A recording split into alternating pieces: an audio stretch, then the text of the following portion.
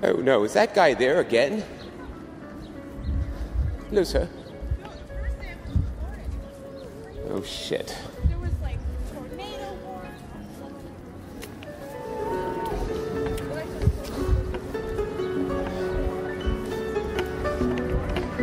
Should I tell the police about the goon you sent after me?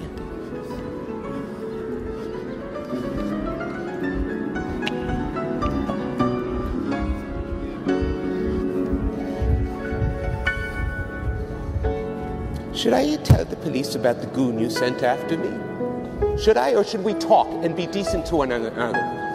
I've been decent to you, and just someday I want you to be decent to me, and then we'll work it out, because you have more to gain from me than to lose. You have a lot to lose, the other way around. And about the gun you said you had, if you pull it out now, that person will see it, won't they? You told me you had one. So, people know, I've been telling people. And if I get killed, they will know exactly who was behind it.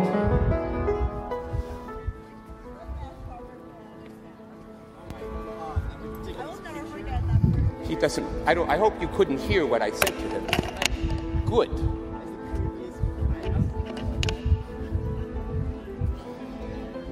There was a little talk I had with the fellow who kind of has set himself up as having certain space in Washington Square Park.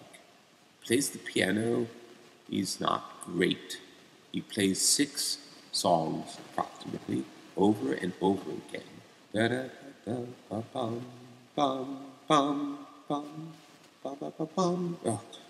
it's beautiful. It's Wagner, and I don't quite have it in my head. And he can play it. It's all schmaltzy stuff, you know. Oh, designed to tug at your heartstrings. And it's fine. I mean, I enjoy dancing to his music. And that's what happened the first day. I was thinking, oh, okay. At the time, I had no judgments about his music. I just was being pulled by music that is very danceable, very romantic music, you know. Music that makes you want to just move. And it was a sunny day. Oh, put my arms up to take in the rays of the sun here in Washington Square Park with this man playing the piano, and I'm just letting my body do what it wants to do. And a lot of people are watching, and for pretty much the first time in my life, I just don't care if people like what I do or not. They don't have to watch me, it's fine. And I am feeling at one. And the guy finishes. And I'm across from him. And I bow to him. I clap and I bow and I say to people, please, that's such nice music that he's making. And then he stands up and he says, what kind of medication are you on?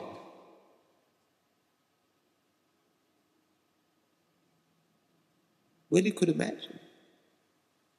I don't really take all that kindly to being insulted in front of 100 people after I have just bowed and complimented you and bowed to you, and you are now insulting me in front of all these people?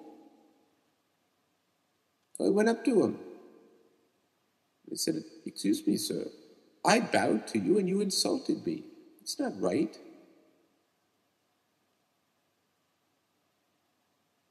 And he told me he had a gun. So he said, I have a gun. You do? Well, I don't believe it.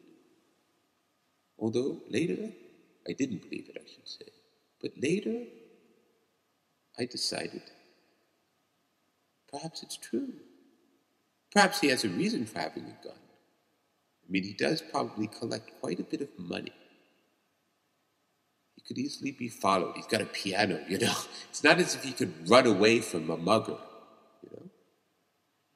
So he's got all this money in buckets, or he's taken it out of the buckets and put it somewhere, and he's got this huge piano.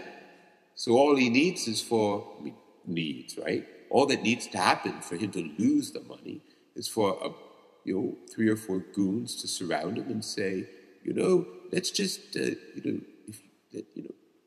we can run a lot faster than you.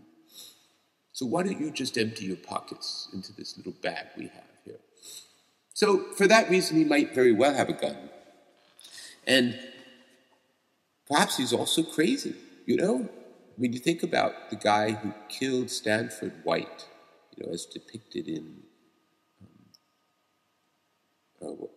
what was that movie, about from the 80s or 90s? It shows this famous murder, which really did happen. It might not have happened exactly the way, but this young man killed Stanford White, the great architect, because Stanford White was, screwing around with his girlfriend or something, for reasons actually understandable. But, the guy was a crazy guy, and he goes and kills this guy in public, He gets off. The movie Ragtime, that was the movie. Whereas the black guy, who actually had a real complaint and threatened to blow up the Morgan Library, did some kind of bomb, but didn't, without a lot of damage, and then holed himself up in the Morgan Library and had demands for certain things for black people, I believe.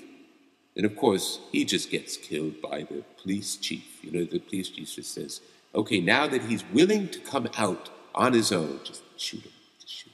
That's justice. And meanwhile, at the same time, the guy, the kid, the 25-year-old kid who stole the life of this man, who was pretty obnoxious, I think, in his way of going around being superior and being able to take whatever woman he wanted, But he didn't. Being killed is still not appropriate. It's just not right.